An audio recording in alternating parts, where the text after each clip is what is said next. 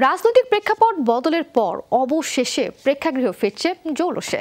11 October মুক্তি পেতে যাচ্ছে ইমপ্রেস টেলিফিল্মের চলচ্চিত্র শরতের জবা। সে উপলক্ষে 28 সেপ্টেম্বর হয়ে গেল এক সংবাদ সম্মেলন, যেখানে উপস্থিত ছিলেন কলাকৌশলীরা।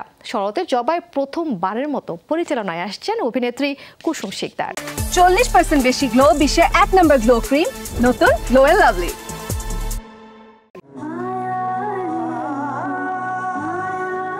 শরতে আসছে শরতের জবা, গল্পে থাকছে রহস্য আর রোমান্স। পরিচালক হয়ে আত্মপ্রকাশ করছেন অভিনেত্রী কুসুম শিকদার। 8 বছর পর ফিরছেন তিনি সিনেমার অভিনয়েও।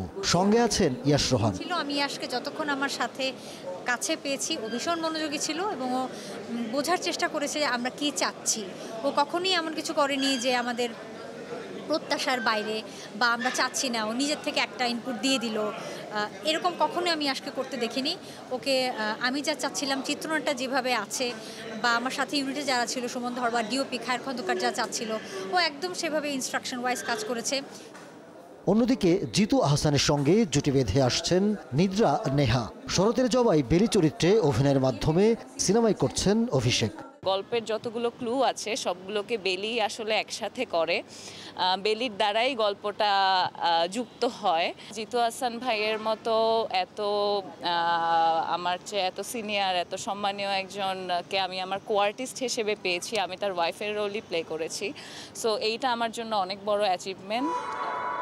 আরও অভিনয় করেছেন শহীদুল আলম সাচ্চু, নরেশ ভূঁইয়া, মাহমুদুল ইসলাম মিঠু, অশোক ব্যাপারী, হাসনাত রিপন, জাহাঙ্গীর সহ অনেকে। তবে সব ছাপিয়ে শরতের জবাই পরিচালক কুসুম শিকদারকে দেখার অপেক্ষায় সিনেপ্রেমীরা। পরিচালনার পাশাপাশি সিনেমার চিত্রনাট্যও লিখেছেন তিনি।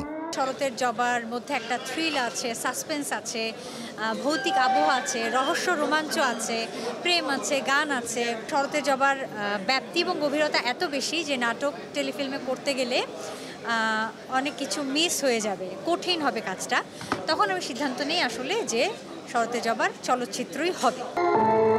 পরিচালনার সঙ্গে আছেন সুমন ধর, চিত্রগ্রহণ করেছেন খায়ের খন্দকার, একটি গান গেয়েছেন আলেয়া বেগম, যেটির কথা ও সুর করেছেন ইমন চৌধুরী। সঙ্গীত আয়োজনে সন্ধি। সিনেমার স্ট্রিমিং পার্টনার আইসক্রিন। 11 অক্টোবর শরতের আবহে প্রেক্ষাগৃহে আসছে শরতের জবা। পরিচালক কুসুম শিকদারের প্রাপ্তির গল্প জানা যাবে তখন। Ahmed Tauquir, showbiz tonight.